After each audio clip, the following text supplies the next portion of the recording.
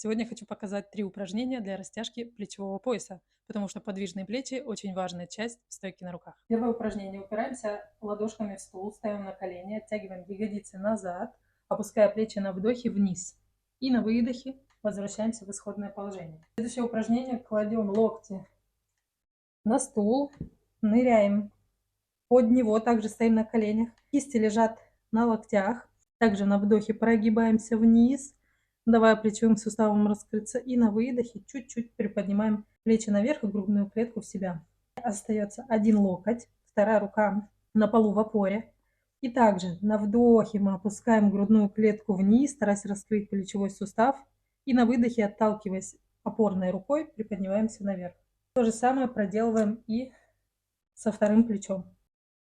А прежде чем начинать эти упражнения со стулом, загляни ко мне в актуальная осанка. Там я оставила упражнения, которые помогут разогреть плечевой пояс перед выполнением растяжки.